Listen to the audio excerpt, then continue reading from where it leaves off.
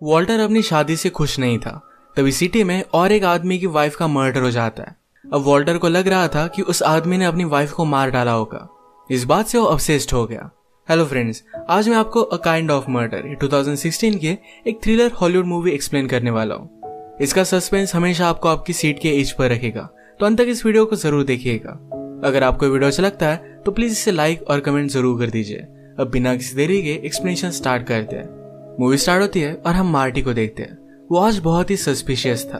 वो मूवी देखने के लिए गया था, पर अचानक से मूवी के बीच में से उठकर चला जाता है। अपने साथ वो उसके टीनेज कोवर्कर को भी लेकर गया था, जो उसकी गवाही दे सके। मूवी के बीच में उठकर चला जाता है और बाद में फिर से मूवी देखने के लिए आ गया। इसके बाद हम हमारा और एक मेन कैरेक्टर देखते हैं। इसका नाम है वॉल्टर। अपना काम खत्म कर अपनी वाइफ को छोड़ने के लिए स्टेशन पर आया। उसकी वाइफ का नाम है क्लारा, और क्लारा की मदर की तबीयत जरा खराब थी, जो हमेशा खराब ही रहती थी। वॉल्टर आज बहुत ही एक्साइटेड था। वो कहता है मेरी स्टोरी पब्लिश हो चुकी है। वो एक आर्किटेक्चर फर्म में काम करता है। क्लारा को उसका इस तरीके से राइटिंग करना अच्छा नहीं लगता। वॉल्टर की एक्साइटमेंट देखकर उसे थोड़ा भी अच्छा नहीं लगता। वॉल्टर चाहता था कि वही अपनी कार में क्लारा को उसकी मदर के यहाँ छोड़ दे, पर क्लारा कहती है कि मेरा मूड नहीं है। जब इनकी शादी हुई थी तो एक दूसरे के साथ बहुत अच्छे से टाइम स्पेंड किया करते थे। इस तरीके से ट्रिप लेते थे और अपनी रिलेशनशिप को बरकरार रखते थे, पर अब यह सब नहीं होता। वॉल्टर उन दिनों को मिस करता है। वॉल्टर को बुरा लगा और घर आकर अपनी न्यू स्टोरी पर काम करना स्टार्ट कर देता है।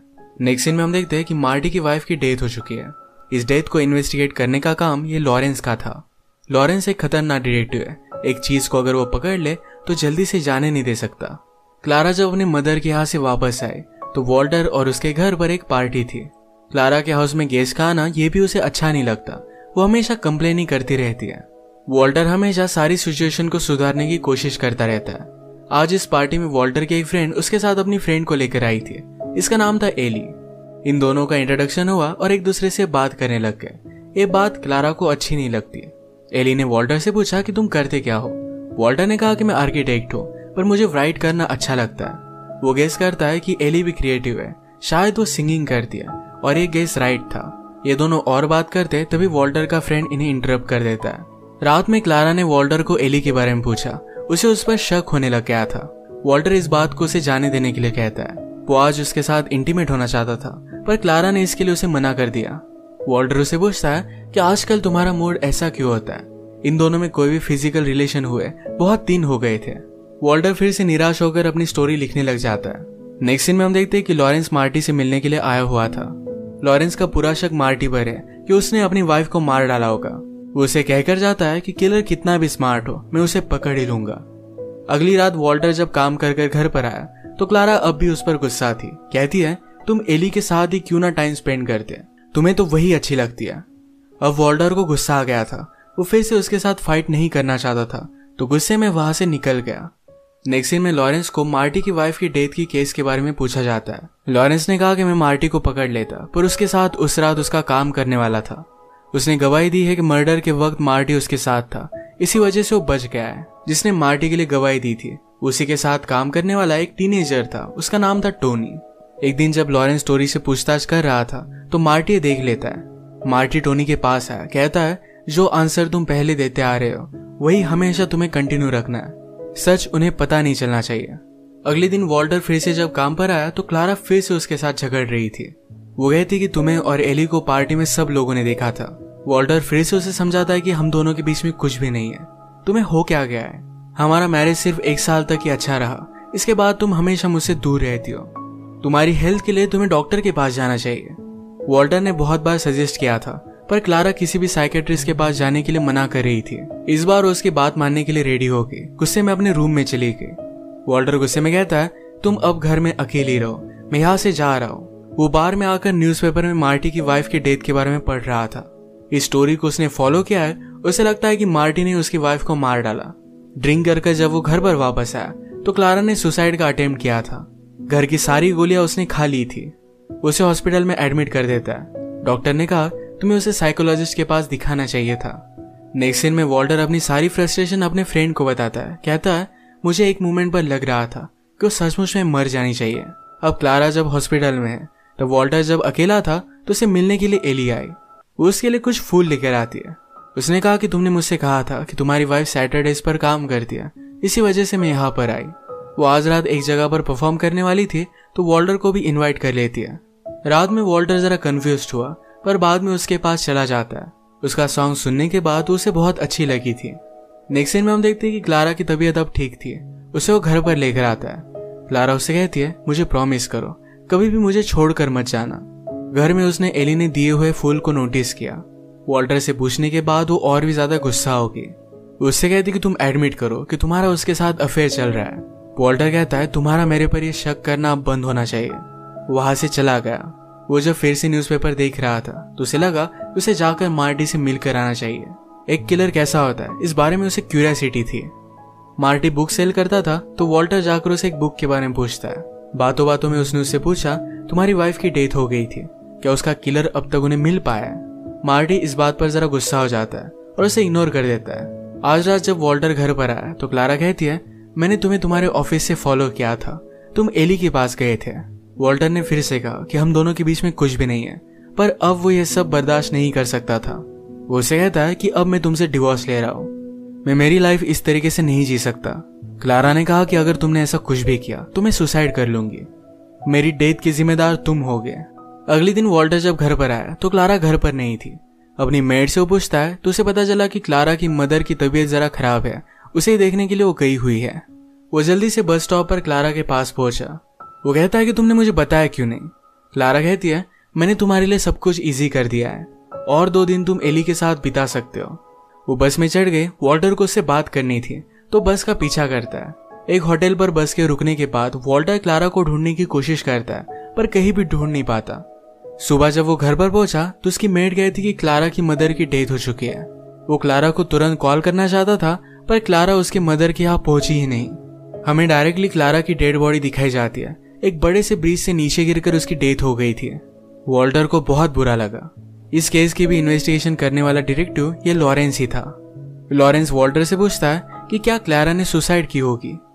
वॉल्टर कहता है कि उसने प्रीवियसली सुसाइड का ट्राई किया था तो शायद ये भी हो सकता है। लॉरेंस पूछता है कि उस रात हुआ क्या था। वॉल्टर ने कहा कि मैं क्लारा से मिलने के लिए गया था। वो जब अपनी मदर के पास चली गई तो मैं अपने फ्रेंड से मिलने के लिए गया। हमें कुछ सीन्स दिखाए जाते हैं जिससे हमें पता चलता है कि वॉल्टर उस रात एली से मिलने के लिए गया हुआ था।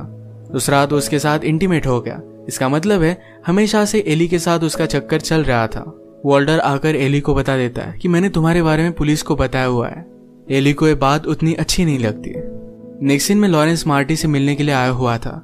वो कहता है, जिस तरीके से तुम्हारी वाइफ की डेथ हुई थी उसी तरीके से क्लारा की भी डेथ हुई है। मैं इस बात को इग्नोर कर देता, पर जब भी वाइफ की डेथ होती है तो बहुत बार इसके पीछे हस्बैंड ही होते हैं। तुम्हारे साथ काम करने वाले टोनी से भी मैं आजकल बात कर रहा हूँ, देखते आगे क्या होता है। लॉरेंस की इस तरीके से इन्वेस्टिगेशन करने की वजह से मार्टी जरा डिस्टर्ब हो गया था। अगले सीन में क्लारा के फ्यूनरल हुआ। वॉल्टर अपने फ्रेंड के साथ था। उसे कहता है, कभी कभी मुझे लगता था कि मैं उसे मार डालूं। उसे इस बात के लिए बहुत ही बुरा लग रहा था। मार्टिन का फ्रेंड कहता है कि लगने में और करने में बहुत डिफरेंस होता है, ज्यादा वरी मत करो।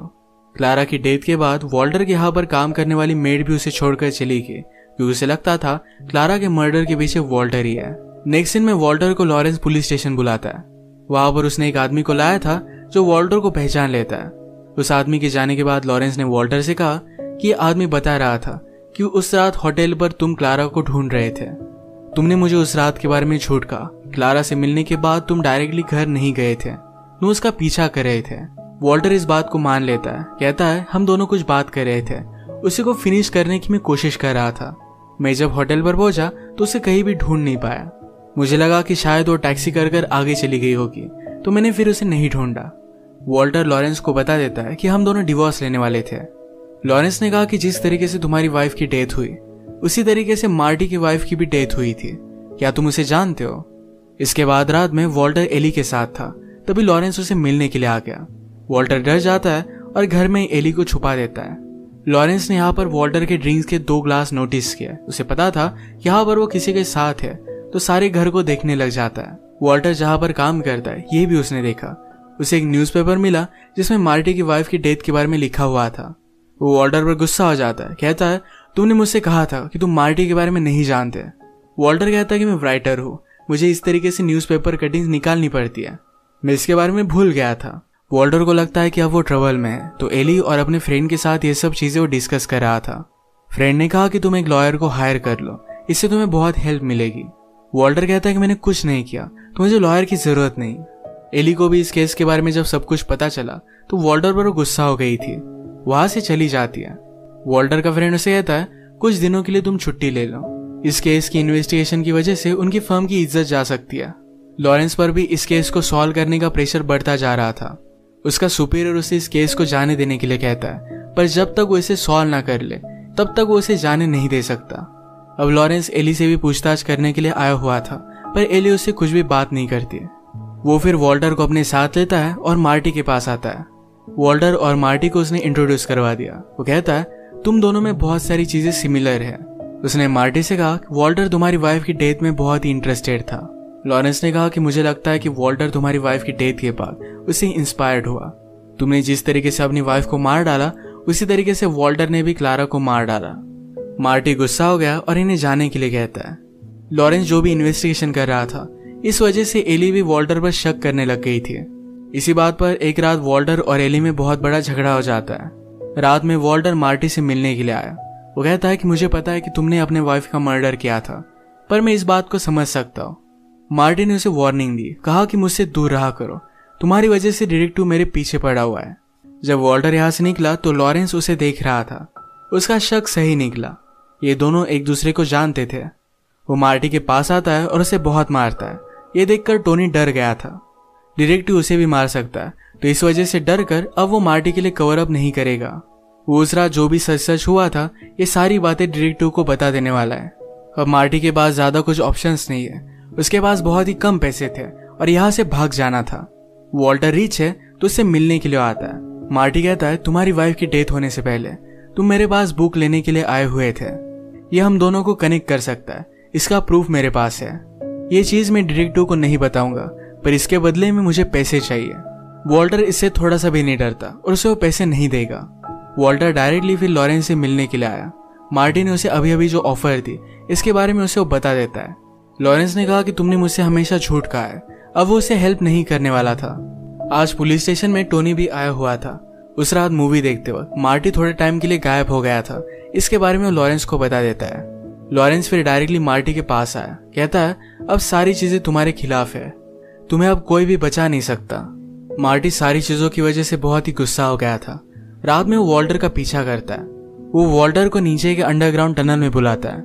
इन दोनों का पीछा करते हुए लॉरेंस भी वहां पर पहुंच गया था। मार्टी एक जगह पर छुप गया और वो वॉल्टर पर हमला कर देता है, पर एक्चुअल में लॉरेंस था। वो जोर जोर से चिल्लाने लग गया कि मैंने ही अपनी वाइफ को मारा था। उसने बाद में देखा कि जिसको उसने मारा ये डिटेक्टिव लॉरेंस है। वॉल्टर ये देखकर डर जाता है। मार्टी अब उसे मारने वाला था, पर लॉरेंस के पीछे भी जो उसका बैकअप भी है। इन वक्त पर आकर मार्टी पर गोली चलाकर वो वॉल्टर को बचा लेता है। वॉल्टर थोड़ा सा इंजर्ड है, पर वो अब भी जिंदा है। वहां पर पड़े पड़े हम उसके फेस पर स्माइल देखते हैं। अब पुलिस को लगेगा कि क्लारा का मर्डर भी मार्टी ने किया था। लॉरेंस इन सब चीजों को फिगर आउट कर सकता था, पर उसकी भी डेथ हो चुकी है। वॉल्टर की स्माइल हमें सस्पेंस में छोड़कर जाती है, क्योंकि शायद उसने क्लारा का मर्डर किया था। उसने उसका होटल तक पीछा किया था। वो मार्टी की वाइफ की डेथ से अपसेस था, तो उसी तरीके से उसने क्लारा को भी मार दिया। इसी के साथ मूवी एंड हो जाती है। अगर आपको एक्सप्लेनेशन अच्छा लगा तो प्लीज इस वीडियो को लाइक कर दीजिएगा। मैं बहुत सारी मूवीज लेकर आते रहता हूँ, तो प्लीज इस चैनल को सब्सक्राइब कर दीजिए और बेल नोटिफिकेशन आइकन दबाना मत भूलिएगा। हम फिर से मिलेंगे और एक नई मूवी के साथ। तब तक के लिए थैंक यू और आप अपने आप का ख्याल रखिए।